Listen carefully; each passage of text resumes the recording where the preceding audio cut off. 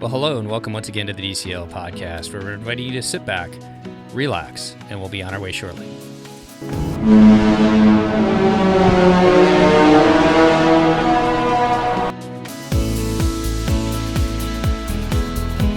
Well, welcome back to the DCL podcast. I'm your host, Steve Creasy, and joining me today, once again, from packyourpixiedust.com is Christy. How are you doing today, Christy?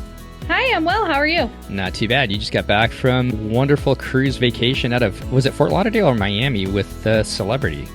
Fort Lauderdale. Fort Lauderdale. And we are going to talk all about Celebrity Cruise Line and their latest ship, the Edge, today. Before we start off, any thoughts cruising out of Fort Lauderdale? Have you done that recently? I hadn't done it recently, but I have done it in the past. It's super easy. Okay. Did you fly into Fort Lauderdale or did you guys fly into Miami? I actually flew into Fort Lauderdale and out of Miami. Okay, and we can talk about that, I guess, a little bit. But before we jump into today's show, I thought it'd be kind of fun to just kind of, for those of you out there who don't know much about Celebrity Cruise Line, just to kind of give you a little bit of a background about them and who they are. Now, you've cruised with Celebrity quite a bit, right, Christy? I have. Okay, Celebrity Cruise Line is a premium cruise line like Disney, and they fall underneath Royal Caribbean's group of ships, which they merged with Royal Caribbean back in 1997. Yeah, and they were founded in 1988 by a Greek-based company called the Chandra's Group. And do you know what the X stands for on the side of the ship by any chance? Well, it's the Greek. It has something to do with the Greekness of their founding fathers, or however you would say that, but it's related to that. Yeah, you're right. So it's the Greek letter Chi, and I think hopefully I'm saying it right, C-H-I, and that stands for Chandris, and that's where it came from. So I thought that was kind of cool.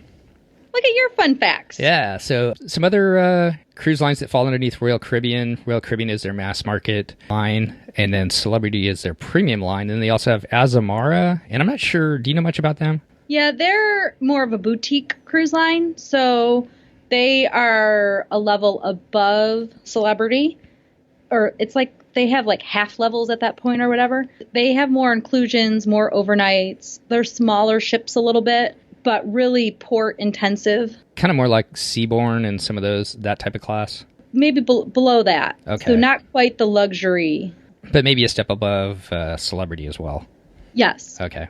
And they also own Pullman Tour Cruises, which operates over in Europe, and CDF. I'm not going to try and say that, but it's like Crocheurs de France or something like that. But those are all the cruise lines that fall underneath Royal Caribbean. Of course, Celebrity is one of them. To kind of put Celebrity into perspective with Disney, which we all know, currently they have 12 different ships. They have 4 in the Millennium class range, which is about the same size as the Magic of the Wonder, and they were all built over in France. And then the next size, the largest size they have, which is what the Edge falls under, which is their newest ship, is the Solstice class ship. And they have a capacity of about 2,900 or so, which is roughly the same size as the Dream and the Fantasy. And what's kind of cool is they were all built by Meyer Werft, the same as the Fantasy and the Dream. And the Celebrity Solstice was the largest cruise ship when it was built back in 2005, actually.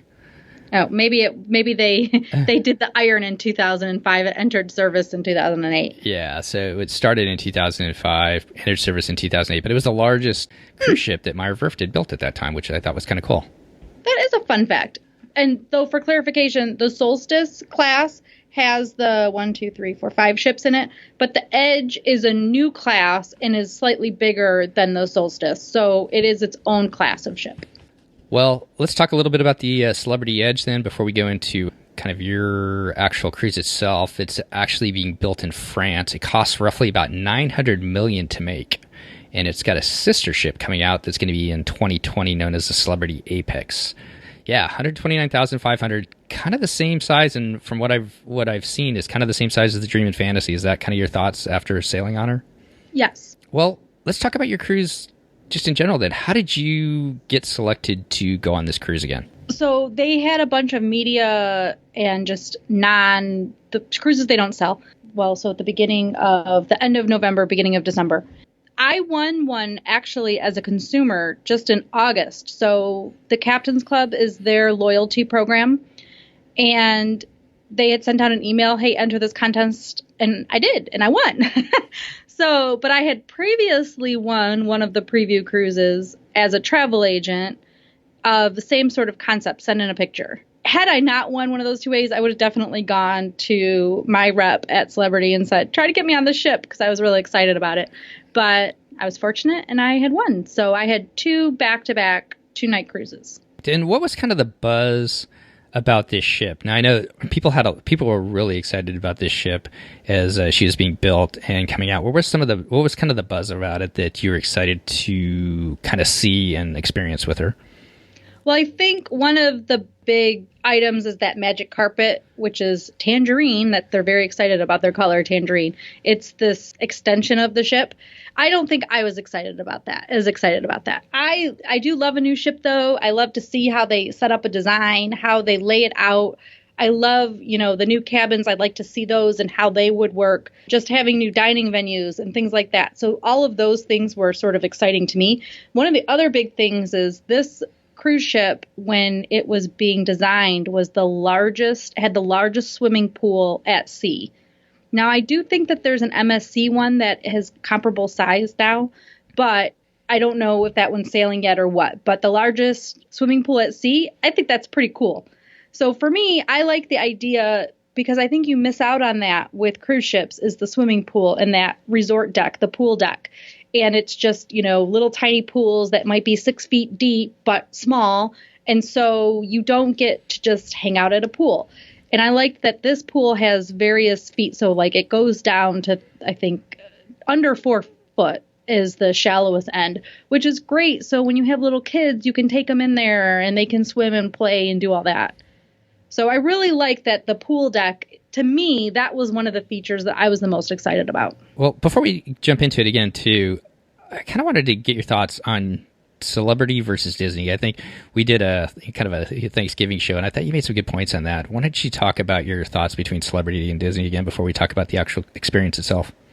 I find that in terms of service and cleanliness and a quality product, that they're very similar. The big differences are the kids clubs, in my opinion. So Celebrity has kids clubs, and it's very important to them to entertain the kids, but like the space dedicated on the Edge, for example, there's different sized kids clubs on the different ships, but the space dedicated on the Edge is quite small compared to Disney. And that would be for like 3 ages of kids would be sharing this one kids club. Celebrity divides it up so that it's much like the rest of the lines, where it's just a few years at a time in each of the kids clubs, but they're like small rooms. So it is a much smaller space. But in terms of the food and the quality, and they're both in that premium cruise line market, so they're in the same category of cruise, they are very similar.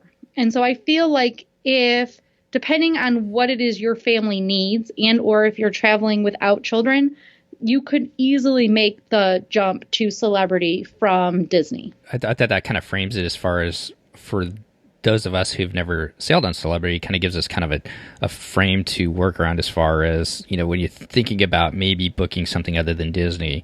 It sounds like the perfect maybe cruise line to book, especially if you're, traveling with your husband or wife or significant other, kind of a fun getaway just as a couple's cruise line to go on, or maybe with friends as well versus the whole family maybe. Yeah, and so with your family, it just depends on what you need in your cruise ship. So for us, the giant kids club with all the ages in one is not a thing that is a benefit to me, because my kid then gets overwhelmed by some of the bigger kids. So that isn't a benefit, but it would be to people with multiple kids. And so you have to look at your own scenario to see. If you had kids that just want to swim in the pool all day, then Celebrity's not a horrible place to be, because it's got a really nice big pool. So, you just look at those different elements to decide what is it your family needs. If you need to rock climb, well, then you're probably going on Royal or Norwegian in the first, anyway. And so you have to just decide again, what would be good for your family. If hanging out in nice rooms and having good meals and swimming in a large pool is mostly how you spend your time, then I think Celebrity would be a good fit even for families. Perfect. Well, to kind of look at it, so the Edge is going to be sailing out of Fort Lauderdale through the winter down to the Caribbean. And then this summer, she's going to head over to Europe and she's going to sail out of Rome and Barcelona. So if you're thinking about maybe jumping on an Edge cruise, those are kind of some of the places she's going to be sailing over the next 6 to 8 months or so. So as we jump into the actual cruise itself, how was embarkation? Was there anything different getting on Celebrity Edge versus like getting on the Disney ships? I've heard, talk, I think it's at Royal that where you upload everything onto your phone and you don't have to do as much stuff in the lines and the queues before you get on the ship? Yeah, so that is Celebrity has their app is in beta, so they're testing it to see if they can do it all electronically. But for the fact that I couldn't figure out how to pull up the little scanner card, I couldn't find it. The lines were so quick and so short when I arrived to go on the Edge that I couldn't even get to the screen on my phone quick enough to get through. It was the quickest embarkation process I have ever dealt with. Same for disembarkation. You literally walk up to a screen, and if they scan your face and if it is recognized enough, you're fine. You get to go. Oh, that's awesome. It makes it a lot easier, doesn't it? It took 1 second. It was so easy. And getting on was a similar process. So there's a sheet you can print off, sort of like on Disney, but it's a scan sheet. So they all were using iPads. It was very, very easy.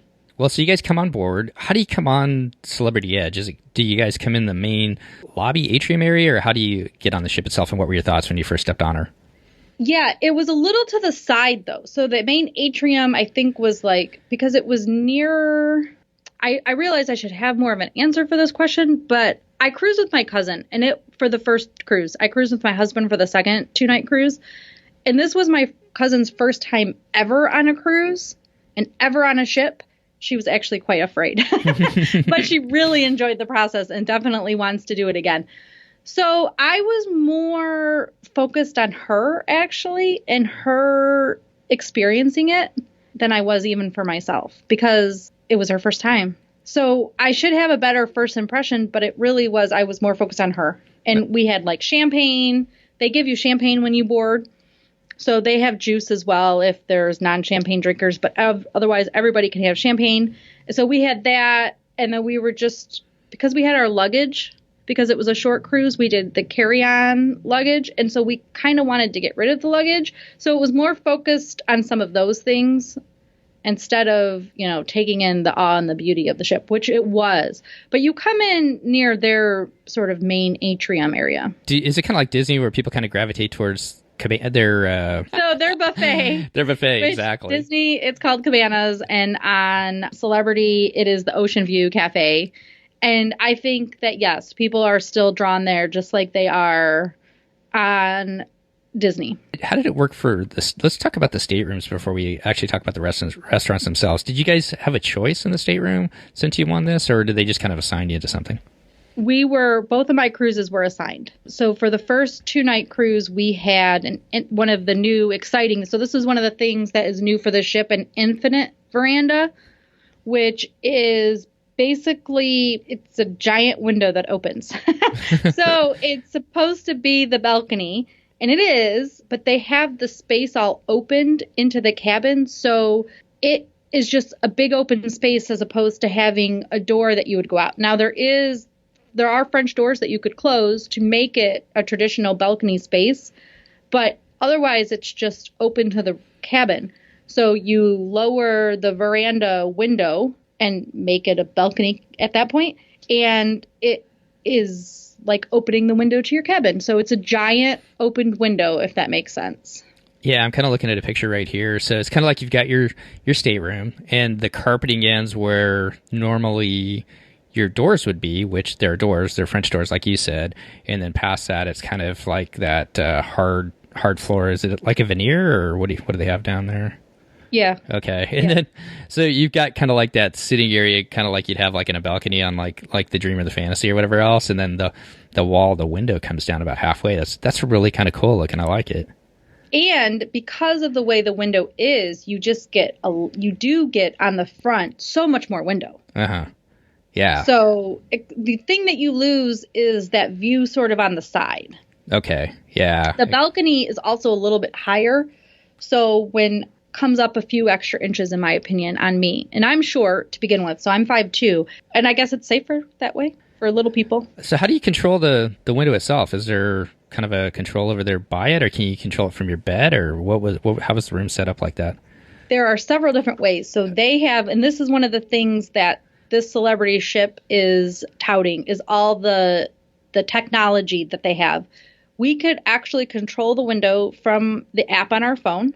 There's also a button by the window, and there's also a button by the door. That is so cool.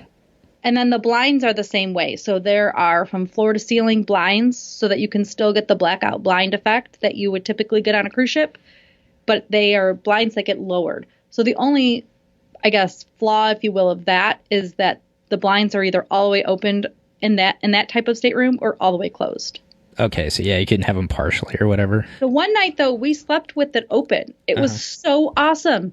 You still have a little bit of air conditioning. They say that the air conditioning is tempered a little bit so that they're not just air conditioning a room for no reason.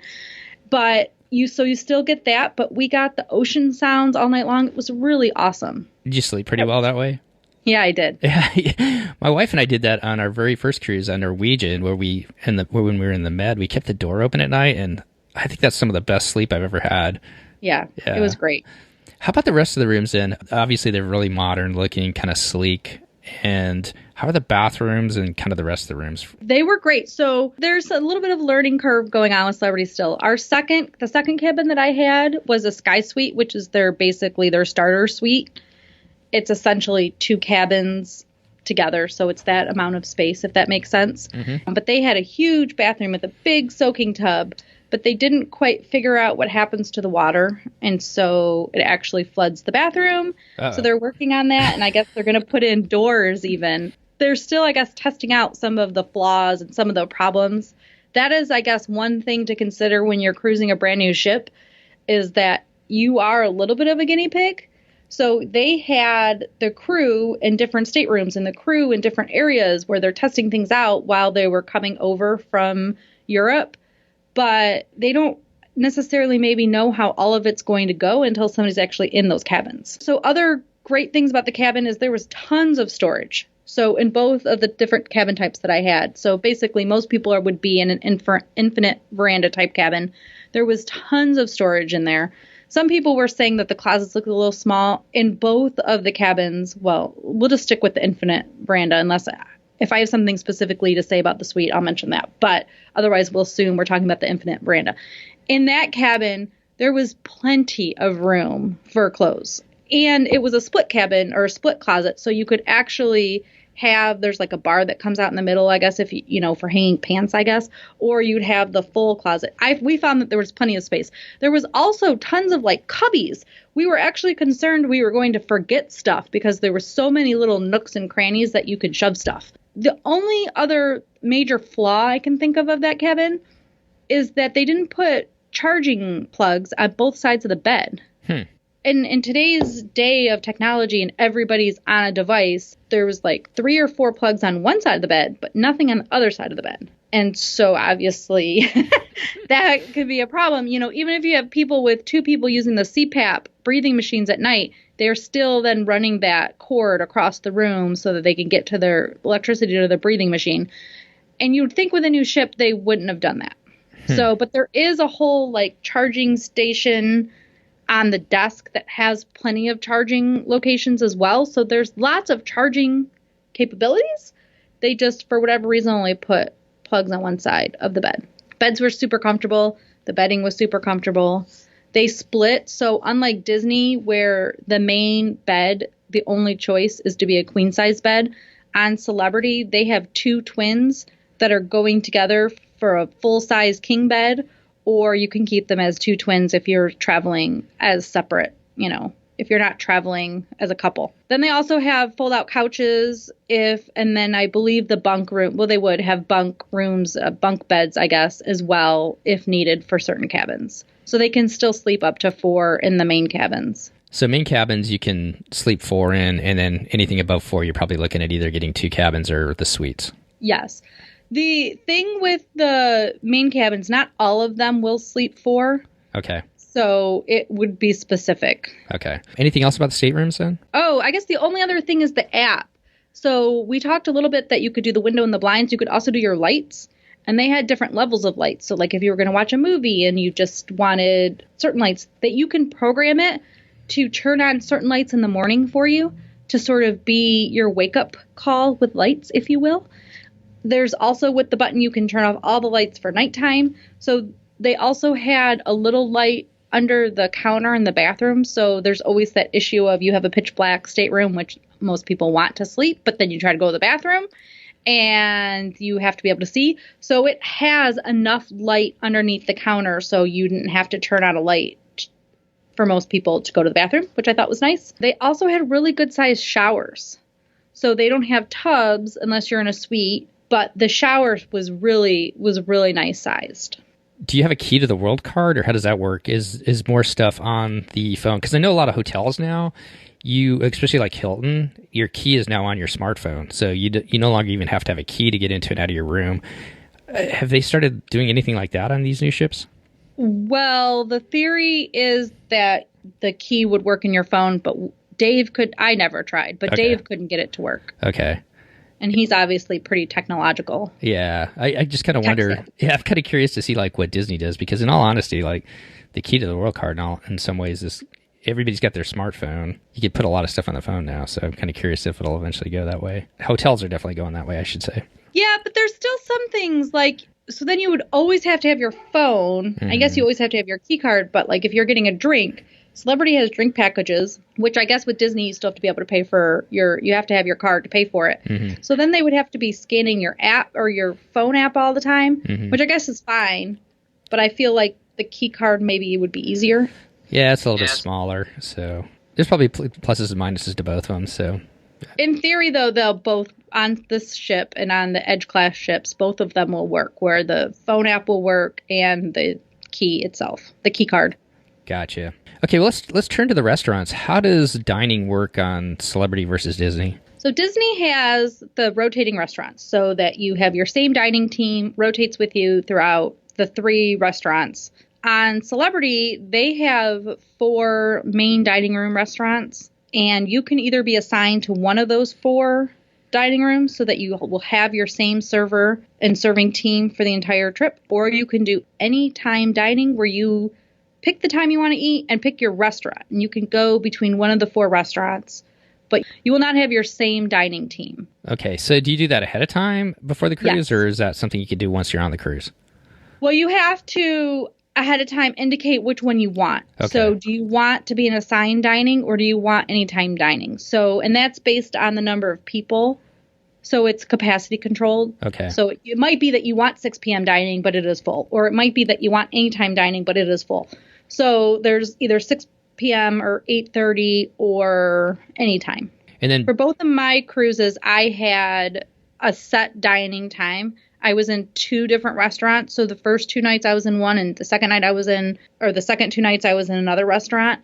Both were great. And what Celebrity is doing is they will have unique items on the menu that are specific to that restaurant only. But 80% of the menu will be the same.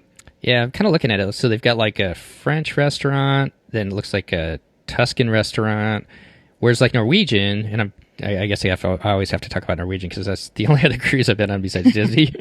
But Norwegian, the main dining rooms are pretty much all the same, like you're saying. Yeah. But this is kind of cool. So like if you're in the Tuscan restaurant, yeah, 80% of it's going to be the same as what you're getting in the French, but it's got a little bit of Italian stuff, where the French would have some French stuff. So I kind of like that idea. I do too. And then the advantage, though, is that there is some of all of the options. You would have been very happy your escargot was on the menu, and I was not in the French restaurant at all. So it is in the all the time menu. I don't think it was every night, but it was definitely one of the choices for one of the days. So there's a good mix, though, of the different foods, which I like, so that if you want the set dining time with your same serving team the whole time, you can get that option. So the first 2 nights I was in the Tuscan restaurant, And the second 2 nights I was in Cosmopolitan, which is just their whatever restaurant. The dip that they gave for the bread at the Tuscan restaurant was so good. It was so amazing that then I asked for it at the Cosmopolitan, and they gave me so much. Oh, man. What kind of dip was it? To the point where they even gave me all the ingredients, although they didn't tell me how much of it to use. So this will be fun to see if I can figure it out. They were both cream cheese based, but one was like more salt and pepper and garlic. And then the other one was also sour cream, I think, and some other things. We have it written down because we were saying how much I liked it. And they're like, well, we'll go ask for the ingredients. But they just randomly listed off all the things that were in it. So maybe one day I can figure out how to make it. But they were just so good. And then I had gluten-free bread. So it's a very similar process to Celebrity or to Disney, where if there's a gluten-free notation on the menu, that is able to be made gluten-free without any pre-warning. And then if you wanted something specific, you could order that for the next night. So for this particular cruise, there was pasta carbonara was on the menu one night. And I didn't even bother to ask for it the first night because it was the first night of the cruise. They're a new ship. I wasn't going to try to be difficult, but I knew I wanted it. So I asked for it to be made for the second night. And there was no problem doing it. It was really, really good. They were able to do that similar concept of pre-ordering of the food. And I think that's how it'll be for a whole week-long cruise. But on this, there were plenty of choices that were really good that were just naturally could be made or were made gluten-free. They had, for anybody going on these cruises, they had this pork rib that was amazing. And even my husband's like, come on, it can't be that good. It was so good. And I ate it like 3 of the 4 nights of the cruise. And I think on one of the cruises, they brought me an extra serving of it because I just kept saying how it was so flavorful. And it was like there was corn in it, just things you wouldn't even think, like, how could this be so good? However they did it, all the sauce and all the parts together, amazing, amazing flavors. Well, I guess that kind of answers my next question, which is now they have specialty dining as well, but before we talk about that, how does the main dining compare to Disney's dining? I think it's similar. Okay. Although I think there's a lot more choices. Okay. I'm getting the sense it's maybe just a little bit better, maybe, in those main dining rooms. Probably. Okay. I think everybody might agree that Disney is not known for their food, that their food is good, but that is not what they're necessarily known for on the cruises. I think it's consistent. Yes. I think it's good and consistent, but maybe like you're saying, when you get to the specialty restaurants like Palo and the specialty restaurants, even on some of the mass market ships, it might be just a little bit step above sometimes. So. For sure. Okay. Well, they also have specialty dining. How does that work? Do you buy a package ahead of time, or is it kind of nightly you pick which restaurants you want to go to? Yes. Yes. you can buy a package ahead of time. Uh-huh. Or you can pay as you go and just add on if there's space. Depending on, Celebrity has a lot more suite options than Disney. So Disney has their concierge class, and their concierge has 2 categories, basically. Most of the ships, anyway. Sometimes they'll have that one up. Well, I guess they always do. They have 3 categories. But the top level, there's just so few of them. Celebrity has like 6 levels of suites. After maybe the 3rd level, you can have unlimited specialty dining with your suite. So if you were in a certain suite category, then you could have specialty dining, which is nice. Also, the suite restaurants have their own restaurant as well. And the Celebrity has one more class of staterooms called Aqua Class, and they have their own restaurant as well. Okay, so based on the room you have, you may have specialty dining included with it. If you don't have those rooms, you can book the package ahead of time. I'm guessing if you book it ahead of time, it's going to save you a little bit more money rather than individually on the ship. That is the thought and the theory. Okay, that's the theory behind it. And I guess one last question about specialty dining then. They've got a steakhouse, it looks like, bistro, a French restaurant again, a raw bar. Can you book ahead of time? Is this something that you're going to want to do before you leave? In other words, and I'm not sure if you totally have the answer for this, but like if you want to eat at the steakhouse on the 3rd night, is that something you better book ahead of time versus once you get on the ship? If you know that you have a very specific request, then yes. Okay. And right now, because it's new, so for all the people going in these next few months, you are going to want to book what you want. But because it's new, it's just a lot more popular. Mm-hmm. I'm cruising again in January, and we have specialty dining booked 2 times. Whether we'll go both times, I don't know, but that is the plan as of now. They got a ton of bars and lounges on board, but I want to turn to the Eden Bar because I think this is just so different. Did you get a chance to experience it, and what did you think about it? And if you did, I guess we need to talk about what it really is. I don't think I can tell you what it is. So, yes, I experienced it, and it is, I guess, performance art. It's unique. It's very strange.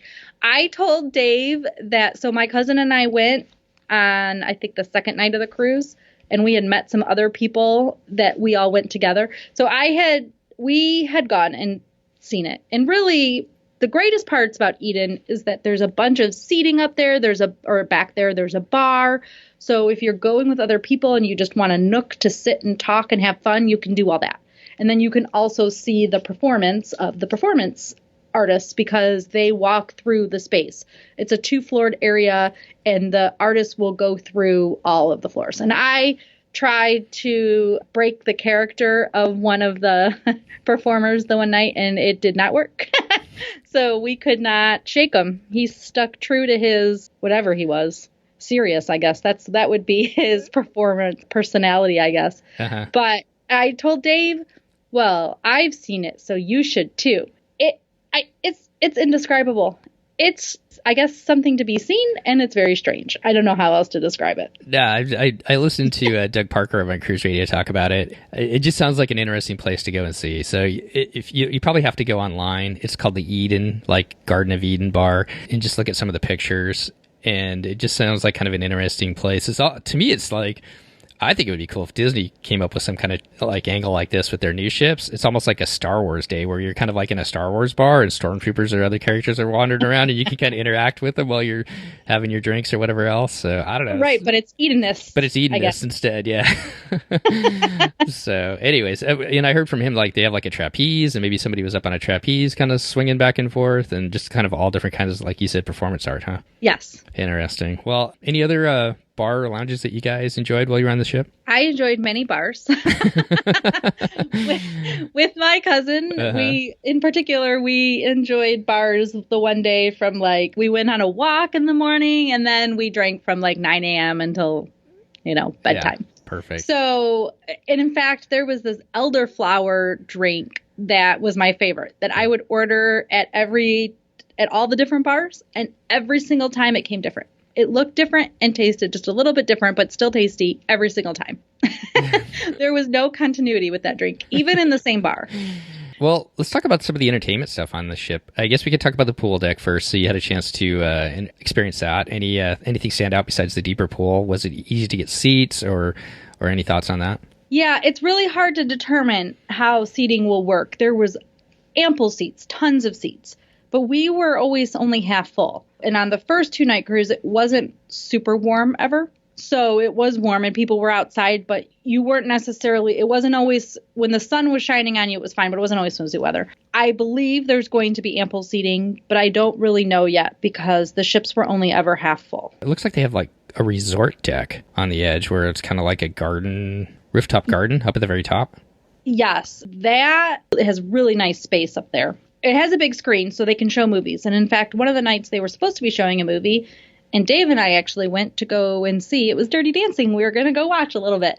And the movie wasn't playing. And I don't know. It was pretty windy that night. So I don't know if it was because of that or if because they didn't have any people really up there watching if they didn't show the movie. But there is a screen, lots of really comfortable seating, and then some not so comfortable seating. So they have, and I don't know if you can see in the pictures, they have those benches that sort of look like wooden, it's part of an outdoor theme. So I guess they're trying to theme it to be like wooden benches. But I realize I'm making it sound like it's a traditional bench, but it is not. It's curved and it wraps around and it's the most seating available and they are the most uncomfortable things they've ever sat in. So some of the seating on this new ship is more pretty than functional. And so I'll be curious to see how that is going to work. A little bit more fashion over function, including those brown looking like wood themed vine benches. But that area is really nice. They also have a bar in the back, the Sunset Bar, which is at least on all their Solstice class ships, and it's on every ship.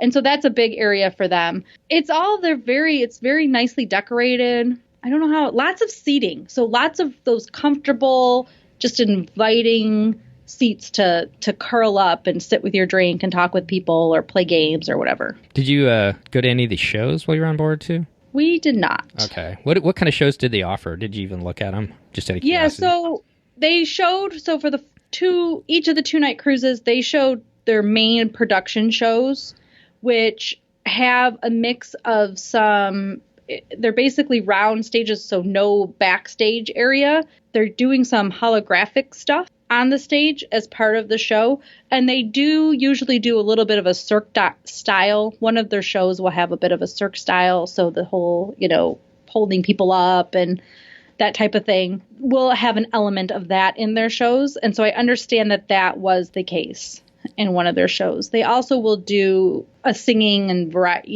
dancing and things like that type show as well. Yeah, I'm looking at the pictures of the theater. Looks amazing. I did go in there. It does, and there's no poles and stuff to interfere with your sight lines. So they did a really great job on the theater. Yeah, and like you're saying, Christy, it's like a theater in the round almost. So seats go almost all the way around the stage, and then with the huge TV screens that kind of surround it as well, you could really do it. It'll be interesting to see what Disney's theaters look like in the new ships, because this is really a step up. I think you could really do some really creative things like theatrically with a theater like this. Yeah, I agree. Any other entertainment things that you guys might have experienced, like piano bars or whatnot? They have music throughout the ship. So in the back where they did that rooftop garden, the one night they had, during the day too, they had a piano player back there, or not a piano player, a guitarist, and singing, and so that was really nice. They'll have that throughout the ship in various areas. Their martini bar is a big draw, so that is in their atrium, and that has a light show that I believe it's like music and lights that go maybe on the hour. It's either on the hour or the half an hour, but it's a whole big thing. That's its entertainment in and of itself. That got very popular on each of the nights, especially in between the dinners and around, in the evening. That was a really popular place to be. They have a casino, so we didn't talk about that. But Celebrity ships have casinos, which is obviously different than Disney. The thing I really like about Celebrity is that they don't allow smoking in their casino. And it was funny because Doug Parker, you mentioned earlier, did his review on The Edge, and he and I spoke. And he asked if I thought the casino was going to go to smoking eventually. And I don't think it will. Celebrity is known for having smoke-free casinos. And all of their ships, their casinos are smoke-free. And that is huge. I guess it's a big disadvantage to those that smoke, but it's a definite advantage to those that don't. And to everybody else just walking through the casino if you had to get from one end to the other. I know that's kind of a hot button issue on some of the ships. I think it's a great idea. Personally, I know when we were on the Norwegian Getaway last fall, when we were eating at La Bistro, which is their main French restaurant, it's kind of in the main central area. The casino's up above it, and you could definitely smell the smoke coming down while we're eating. And when you're trying to eat, it's just not what we really wanted to experience, I guess. So Royal Caribbean, all of the ships. So Carnival, when I was on Carnival last year, it had a similar. When you were near the area of the casino that had smoking, and the same on Royal, you can smell it in other areas. And so that is one of the things that they have to work on. Now, Celebrity, this Edge ship does have several smoking sections. So I understand that the Sunset Bar, one half of it is a smoking section. Then on the pool deck, they have just sort of like one level up. They have a bunch of seating and a smoking section up there. I understand that also on deck 5 outside, on one half of the deck, there's also smoking. So there are locations where people can go to smoke. Anything else about entertainment that you want to talk about? Well, the magic carpet itself, I guess, is to some people some entertainment. So let's talk about the magic carpet, which I guess we'll just talk about it in general, and then I'll tie in the entertainment element of it later.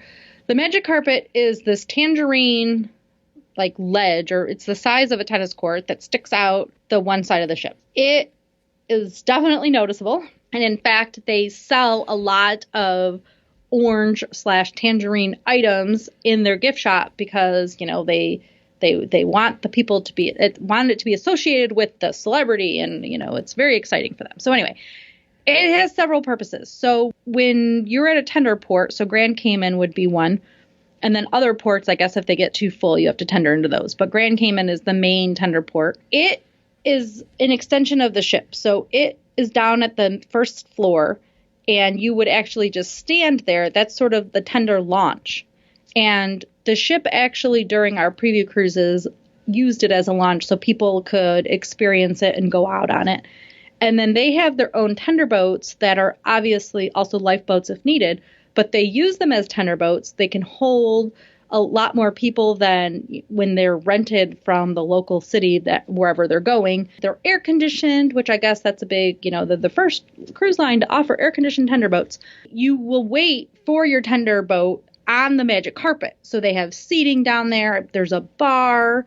It's a big open space. And then you would get on your tender boat. So that is very nice. And then it moves up to deck 5, and it is an extension of raw. So you can eat your raw outside on the magic carpet. And then it moves up to deck, I think 14 or 15. One of those decks, it is just a bar, and one of the decks, it's a restaurant. People can't ride on it when it's moving, and it only moves like a couple of times a day. So it's not moving up and down all day long. It is noticeable, though. So we had one of the rooms that were the Sky Suite that we had was on the railing where it would move up, and we could definitely hear it. So that's just something to note for people that might have those cabins. But it's pretty quick. It's only a few minute process for it to move up or down. I guess I'm trying to draw my mind around this. I'm looking at it, and I guess it's sort of like Eden. It's indescribable. Yeah, I mean, I guess it's kind of cool in the sense that instead of waiting in a line inside the ship to go on your tender boat, you could be outside and maybe have a drink or something like that. So that's kind of neat. You could have more people out there outside. You're not wrapped up a staircase, right? Or just waiting in this hall and then get brought down when your number is called and. It's a much nicer, very open area. Yeah. And then otherwise it's just an outside space. So if you're at Raw or at the bar up at the top that you can sit outside, although I think the bar at the top's outside anyways. Is it? Or am I wrong?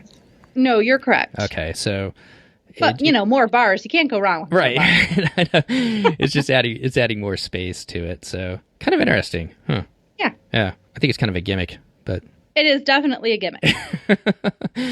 But as far as a shuttle launch, it's pretty cool. Yeah, it would definitely be cool in that sense there. But, well, cool. So did you go out on the tender or did you just... I sent Dave. Okay.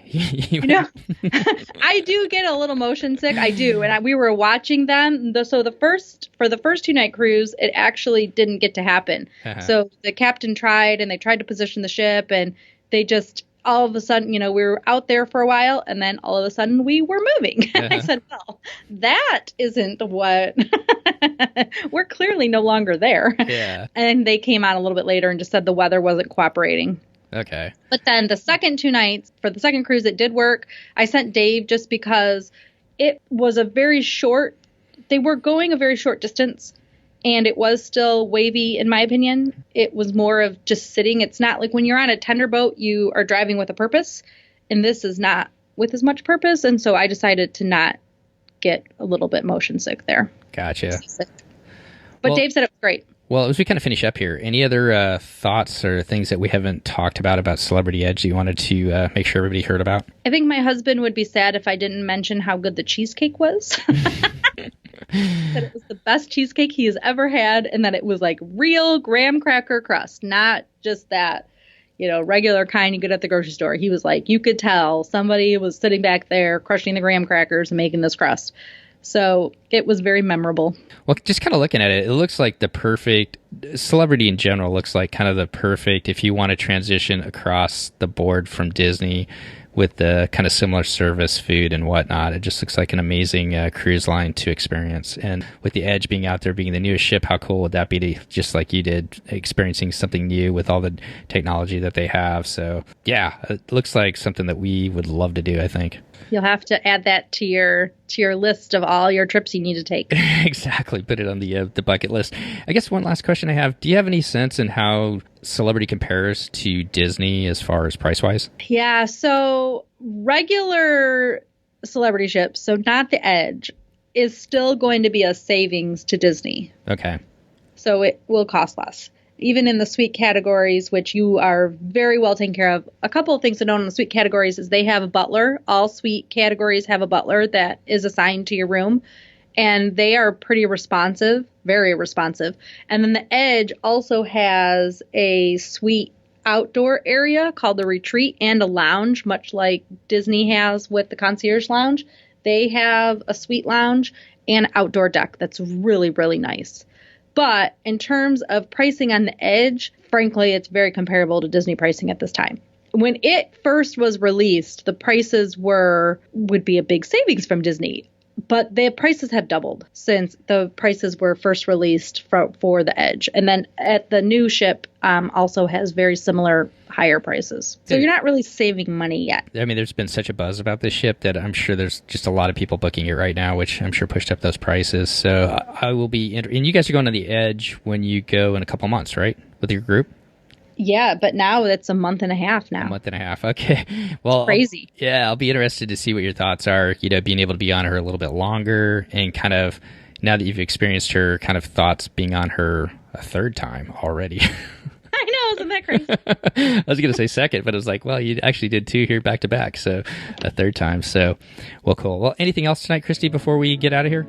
I think that's it. All right. Well, before we come back on our next show, if you'd like to get a hold of Christy and I, Christy, why don't you go ahead and let everybody know where they can get a hold of you at? Find me at Pack Your Pixie Dust on Facebook, Instagram, Twitter, and Pinterest.